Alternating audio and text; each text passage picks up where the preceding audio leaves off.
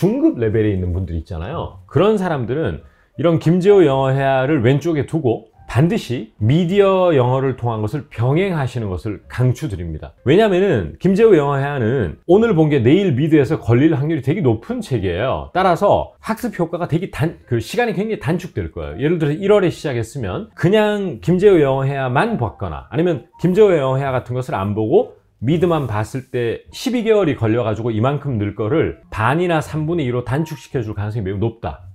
따라서 그 말씀을 드리는 겁니다. 그래서 어쨌든 저는 하나를 선택이라고 한다면 이런 빈도수가 굉장히 많은 영어들, 이런 것들을 미리미리 정확하게 인지하는 것이 선행돼야 된다고 봐요.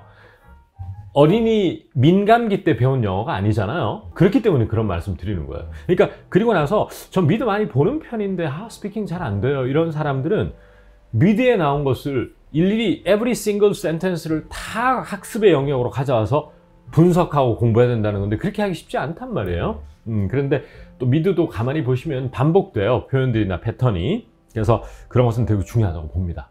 그리고 똑같은 cannot come soon enough 같은 그런 관용 표현도 이렇게 명확하게 안 다음에 보면은 귓전에 꽂히는 것이, 여러분 귓전에 꽂힌다는 것이 이제 공기를 타고 소리가 내 귀에 꽂힌다는 것인데 눈에 안 보이니까 여러분이 강도를 못 느끼는 것 뿐이지, 이게 물리적인 무슨 무게가 있는 중량이 있는 걸 던진다고 생각하면요 여러분 확 다가올 거예요. 그런 말씀을 꼭 드려보고 싶고, 미드에서 어떤 사람이 apparently 라는 단어가 있어요. A-P-P-A-R-E-N-T-L-Y.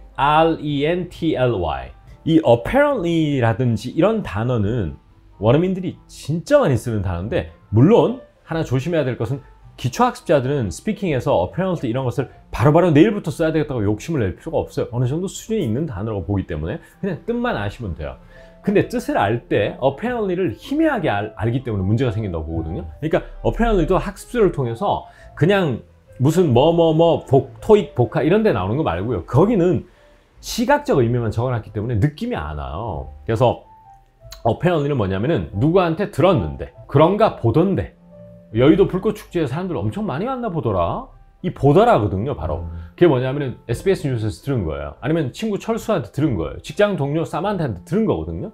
그 다음에 어제 롯데마트에 그거 재입고 된 모양이던데, 그 안경점에 그 안경냐 모스콧 그거 재입고 된 모양이더라, 이러면은 apparently라고 그래요. 그 다음에 they have something back in stock 이라고 그래요. 그러면 무슨 말이냐 하면, 이런 apparently를 그냥 드라마에서 자막 보고 공부하잖아요 대부분. 그러면은 요즘 의역을 잘 해놨어요. 그 대기 번역가들이 실력이 뛰어나서 잘 해놨는데 그냥 해석 보고 그냥 뜻 알고 넘어가는 게 이제 문제가 된다고. 왜냐하면 청취력에는 도움이 되는데 결국 스피킹까지 잘하고 싶은 사람은 그 apparently를 쓸 수 있는 영역으로 가져와야 된다는 얘기인데, 그것은 학습이라는 그 도구가 개입되지 않고는 좀 힘들어요, 그런 섬세한 것들은. 그리고 왜 그러면 apparently 욕심을 내야 되느냐, apparently 안 쓰면은 한국식으로 그 대체 단어를 쓰기 때문이에요. I heard 이런 단어, I heard를 많이 쓰는 이유가 있는 거예요. apparently 같은 걸 못 쓰기 때문에 끝끝내 I heard 이것만 쓰는 거거든. I heard가 틀렸다는 것이 아니고요. 그래서 되게 중요하다고 저는 봅니다. 지금 제 말이 주제에서 계속 연결이 되나요? 네. 말하다 보면 이제는 자꾸 삼천포로 새는 이 뇌세포가 죽어가는 그런 느낌을 받아서 약간 그런 거네요. 알던 맛인 줄 알았는데 알고 보니까 재료가 이거네. 맞아요. 저도 어떤 햄버거 집에 갔는데 이런 apparently 같은 경우에도 이거 보니까 이거 딴 재료 썼나 보네? 느낌이 오잖아요. 그럼 apparently라고 그래요. 그런 건 청취에도 도움이 된단 말이에요. 그러니까 기초학습자들이 자꾸 겁먹지 마시고요. 문법 하나도 모르는데 문법 조금은 알아야 됩니다. 예, 그거는 제가 무조건 문법 1도 몰라도 무조건 이 책 사서 보시고 인강 보세요 이런 말 하면 안 돼요. 저도 그건 아니고요. 그래도 어느 정도의 문법을, 기본적인 것은 조금 공부를 하시고 순차적으로 김재호 영어회화 100이나 이런 걸 하는 게 맞다고 봅니다. 완전 완기 초분들은 그건 맞다고 보고, 기초학습자들은 apparently 같은 것을 처음에 명확하게, 제가 아까 말씀드렸지 않습니까? 세팅 값을 처음에 영어를 시작할 때 세팅 값이 되게 중요한 거예요. apparently를 시각적으로 그냥 아마 그게 네이버 사전 같은 데는 제가 지금 설명드린 것처럼 뭐인가 보더라 이렇게 안 나와 있을 거예요. 그런 어설픈 워딩 중심의 단어 암기는 독이 될 수 있거든요. 근데 독해만 생각하는 분들이 있죠. 그런 도움 돼요. 난 리딩만 잘하면 된다 하는 사람은 그렇게 외워도 돼요. 하지만 스피킹까지 염두에 두는 사람은 그렇게 하면 안 된다. 한 발짝 더 나아가야 됩니다. 그래서 기초부터 이런 것은 어휘를 하나를 알더라도 좀 정확하게 아는 게 되게 중요하다고 보는 것이죠. 어려운 단어를 처음부터 써라는 얘기가 아니고, 대신 중급 초입으로 접어들었다라고 스스로 진단하는 사람들은 이제 서서히 욕심을 내기 시작하셔야 돼요. 미리미리. 예.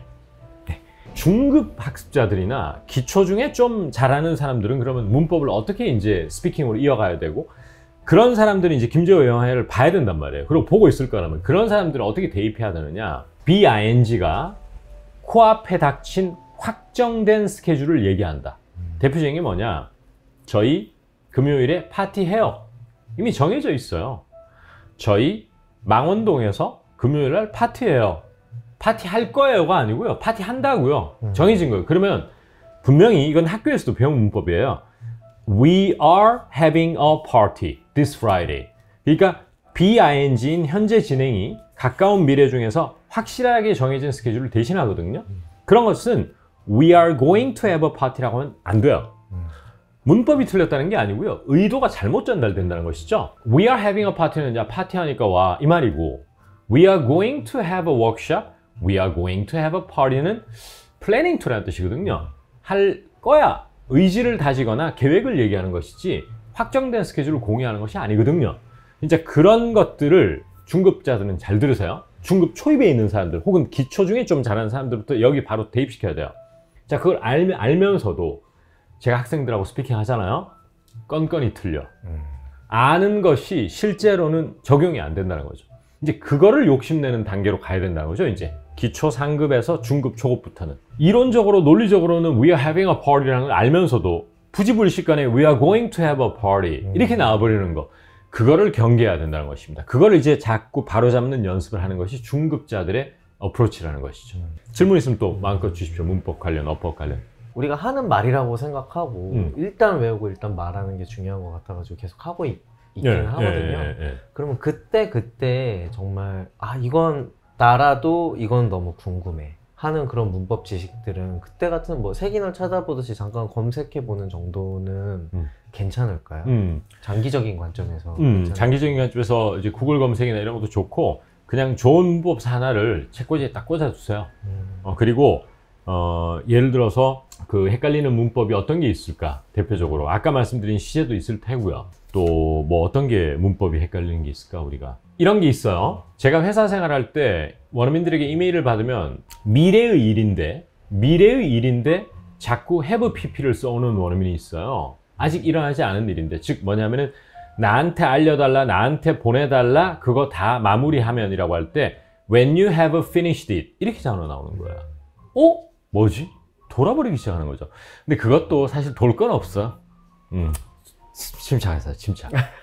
왜냐면 돌 건 없어. 그냥 받으면 되지 뭐. 근데 짜증나잖아. 뭔 소리야. 아직 when you finish it 아니야?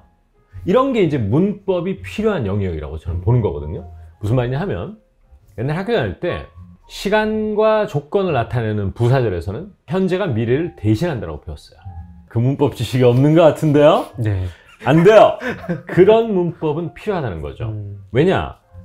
찜찜함을 덜어주죠. 그러니까 무슨 말이냐면 그 현재 완료는 사실은 미래 완료에서 will이 탈락된 거거든요.